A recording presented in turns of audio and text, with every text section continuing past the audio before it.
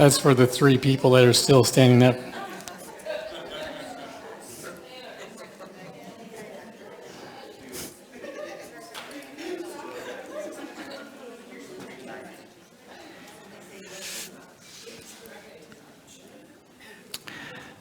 I have often wondered what my life would be like if I had grown up in a different household. I grew up in a very conservative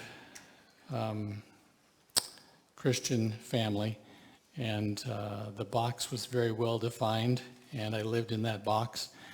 And I've wondered often what it would have been like if I'd grown up in a family of maybe a different faith, like if I'd grown up in a Lutheran family, or what would have become of me, or if I'd grown up in a Catholic family, would I be a priest today? And or maybe if I'd grown up with someone of a different faith, maybe if I'd grown up Jewish, where would I be? Would I be a rabbi? Would I be a Messianic Jew? Or what if I'd grown up in another country, or even in this country, and had been raised by Muslims? How would my life be different? Where would I have found God? How would He and I have encountered each other? What would that look like? Or maybe if I'd grown up in a family who were completely atheists and didn't believe in God at all, and taught me that there was, from a very early age, there was no God. So a lot of our life is from the perspective of the box that we were raised in, and I've talked to you in the past about how we see through specific lenses, and that we see life from these lenses, and we tend to perpetuate that, and we tend to look for that. But there are points in our life where we find ourselves arrested. And I've never been actually arrested. I thought about asking if any of you have been arrested, then I thought that's probably a bad idea. But I've never been arrested, although there have been some times in high school where I probably would have been benefited from getting caught in some of the things I did and got arrested, maybe spent a night in jail. Dwight has actually spent a lot of time in prison. He's not here, but he's been, I was trying to think of all the different prisons he's been at. I know he was with the one in Aberdeen, he was in Yakima, he's been in Monroe, he went over to Spokane once. I don't know if he ever went down to Steilacoom, but for those of you who don't know, Dwight for many years was a prison chaplain, and then also served down at the Regional Justice Center down there in the jail as well. And so arrests, being with people who have been arrested, was a huge part of his life. There's an interesting quote. Well, let me first of all share this with you. In the 80s, there was a televangelist, he and his wife, Jim and Tammy Baker. Some of you may have remember Jim and Tammy Baker. Tammy was renowned for her makeup and hair. And Jim was renowned because he was one of the foremost and most prominent preachers of a prosperity doctrine. And in essence, his doctrine, his message to people was that if you truly want to be blessed by God financially, you need to give financially. And the more you give, the more you'll be blessed. And the more you give to me, the more you'll be blessed. And as a result of that, he became extremely wealthy. And eventually he was convicted of fraud. And I don't remember the details of his conviction, but he ended up going to jail. He was arrested and ended up spending some time in jail. And while he was in jail, he experienced a different type of arrest, an arrest from God. And there's an interesting quote I read recently that said, it's not how long you live, it's how deep you live that's important. I've been thinking about that because a friend of mine has a 15-year-old boy that is dying of brain cancer. And there's only a 5% chance that he'll probably make it till this summer. And so my friend, as I talk to him, and he's wrestling with this, and some of the things that his son says are really profound, and some of his attitudes about that are just profound. And it has caused me also to think about the depth of life versus the length of life, and how important the depth of life is. And sometimes in our journey, God arrests us to deepen our life. And I'm using the word arrest not in the sense of being arrested by people for which you've committed a crime, but being arrested in the sense of stopping, arresting the movement, causing you to pause, causing you to stay in one place and consider your life and consider where you are and to think about your journey forward from there. And so this morning I want to look with you at Jesus' arrest in the end of Mark and talk about a subsequent arrest that happened not only to Jesus but also to his disciples. And this is in the 14th chapter of Mark. And the circumstances that happen in Jerusalem are somewhat mysterious. It's obvious that if you go back to Mark chapter 8, Jesus knew that he was going to Jerusalem. He, in fact, was talking to Peter in Mark chapter 8, and he was talking to his disciples, and he said that he's going to suffer many things. He's going to be rejected by the elders, that he's going to be arrested, and that he's going to die, and after 3 days he's going to rise again. And it says there that Peter took him aside and said, no, that's not exactly right. You're incorrect. He's talking to God and correcting him, which I find myself often doing. Do you ever find yourself doing that, telling God, no, that's not really how life is? I'm sure you're mistaken about that. But Peter did, and Jesus rebuked him and said, no, what you're saying is actually the total opposite of God. It's demonic. And what I'm saying is from God. And so he spoke of it early. But then some really interesting things happen, almost unusual things happen when we actually come to the event. And I want to sort of remind you as to what's happening before I read this particular passage. This is the very last week of Jesus' life, and they've traveled from Galilee up to Jerusalem. And there are a number of things that happen. We're not exactly sure the specific order of all of them, but we do know that he entered Jerusalem on a donkey. There's the triumphal entry. We know that he went into the temple on several occasions, was teaching there. On one of those occasions, he cleared the temple of all those that were selling things. At one point, as he was leaving the temple out the east gate and looking across down to the Garden of Gethsemane and over to the Mount of Olives, he talked about the destruction of the temple and how it was going to be destroyed. And then we also know that he went across over the Mount of Olives to the little town of Bethany, where Lazarus was raised from the dead, the same area, and maybe even in his home for one of the meals. But at least he probably was there and celebrated a meal with his disciples there. And while he was there, he was anointed with oil from a lady who in one passage is identified as one of the Marys. So all these things have happened. And then he is starting to become more and more anxious by this point.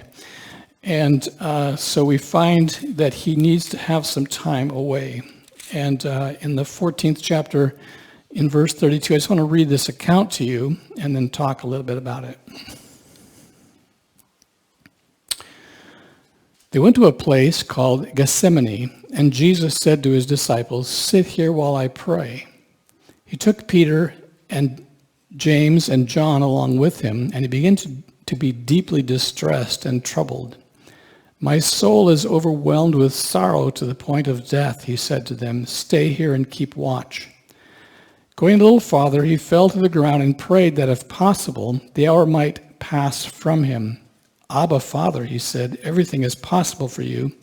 Take this cup from me, yet not what I will, but what you will."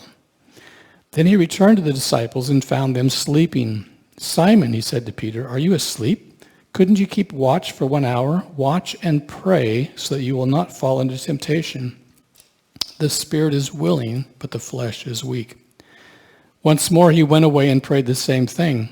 When he came back, he again found them sleeping because their eyes were heavy. They did not know what to say to him. Returning the third time, he said to them, "Are you still sleeping and resting? Enough, the hour has come. Look, the Son of Man is delivered into the hands of sinners. Rise, let us go. Here comes my betrayer." Just as he was speaking, Judas, one of the 12, appeared. With him was a crowd armed with swords and clubs, sent from the chief priests, the teachers of the law, and the elders. Now the betrayer had arranged a signal with him. The one I kiss is the man. Arrest him and lead him away under guard. Going at once to Jesus, Judas said, Rabbi, and kissed him. The men seized Jesus, arrested him. Then one of those standing near drew his sword and struck the servant of the high priest, cutting off his ear. Am I leading a rebellion, said Jesus, that you come out with swords and clubs to capture me? Every day I was with you teaching in the temple courts, and you did not arrest me. But the scriptures must be fulfilled. Then everyone deserted him and fled. So what I find interesting here, there's some fascinating things, and if we peel away the physical arrest from Jesus, we can actually see some things that are happening prior to that lead us some insight into when God arrests us.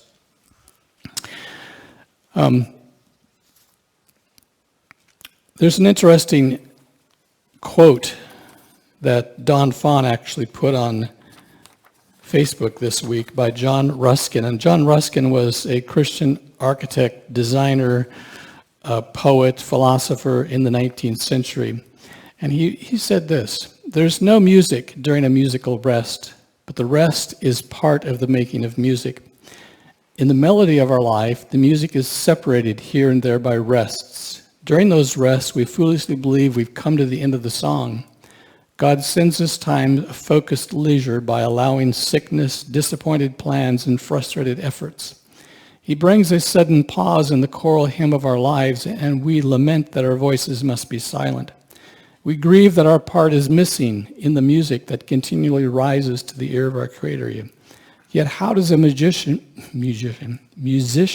read the rest?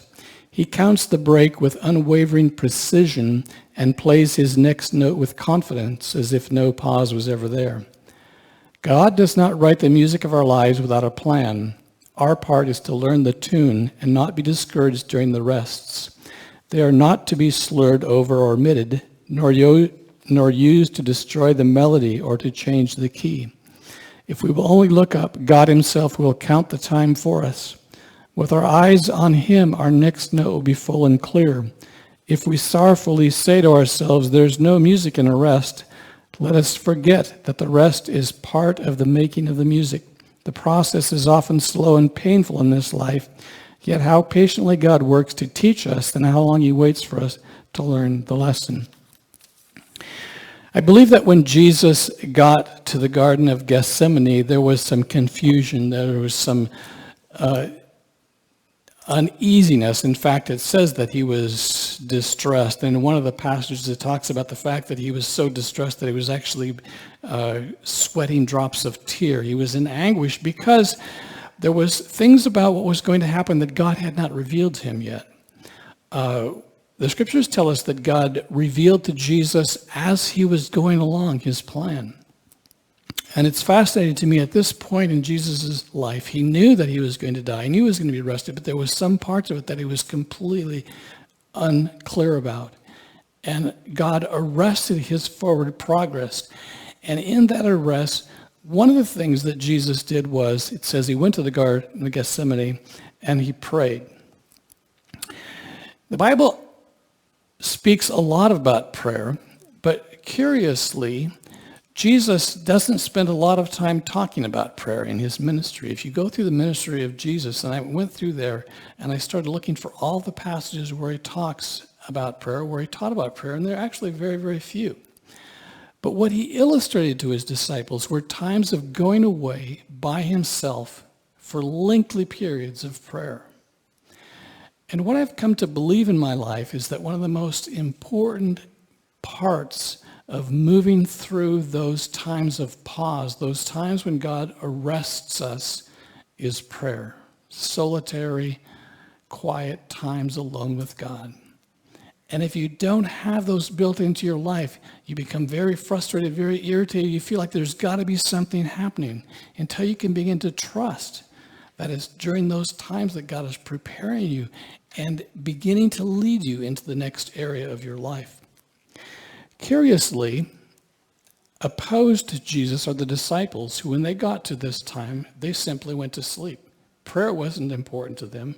They didn't feel the tension as to what was going to happen, and so they simply slept. They just had a great big meal. They'd been eating all evening, this fabulous meal, and they were sleepy. And every time he came to them, they were asleep. Subsequently to this, that when the time came for something for God to move, they weren't ready, and they all abandoned the course. They all fled.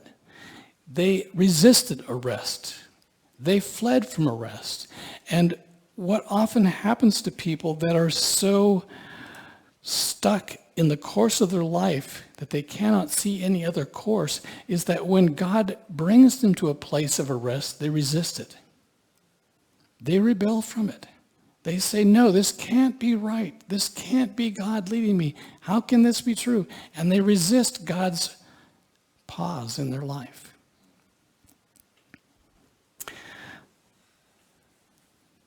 They fled to arrest. They fled to avoid being arrested. But fascinatingly, in just a few days beyond that, after Jesus's, or actually be months, Jesus's resurrection and return to heaven, they find themselves all in the book of Acts, arrested, stopped, paused.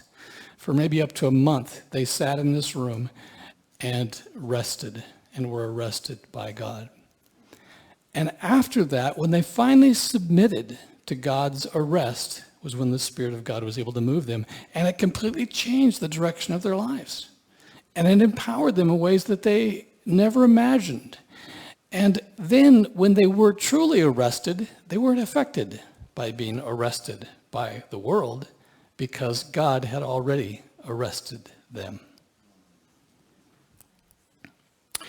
So, how to avoid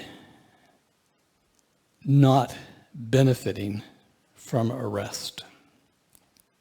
How to avoid being in that situation where God arrests you from the circumstances of your life, when God brings pause, when God suddenly brings unsettling truths into your life that you think, this can't be right. How do you avoid coming to that place where you cling to yourself, cling to what you've believed, and refuse to allow God to change you? I think prayer is extremely crucial to that. Personal, private prayer. Corporate prayer is also important, but I find myself even oftentimes in corporate prayer reverting to private prayer and going in and seeking God during those times while people are praying around me. And I seem to often get lost with me and God in there.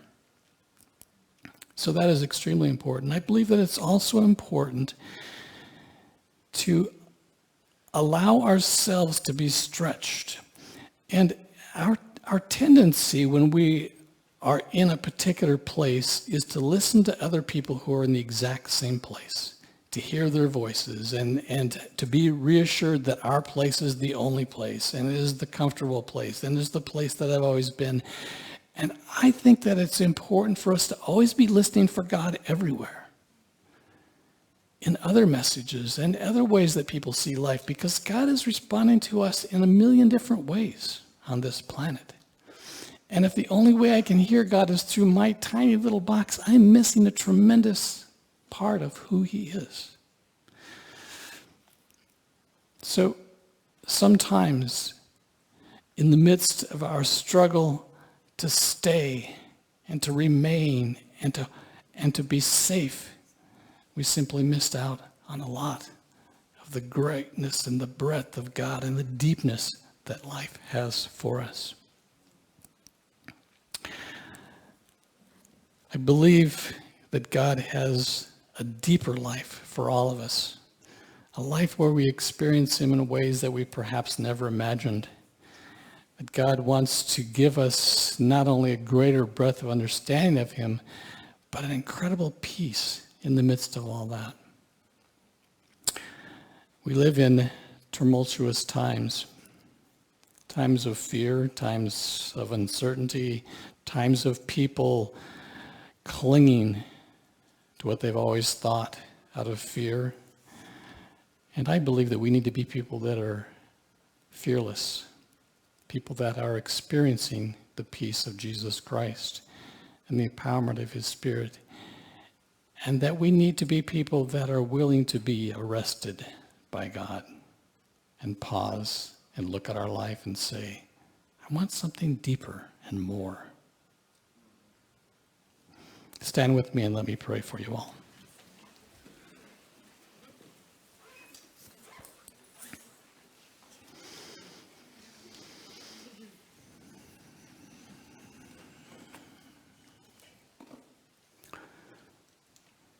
May the God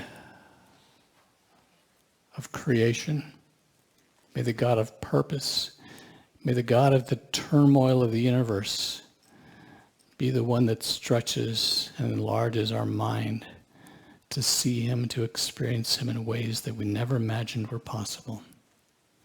May we experience Christ in a greater depth and in greater clarity and truth than we possibly could on our own. And may we this week be arrested and free from the boxes we live in. Amen.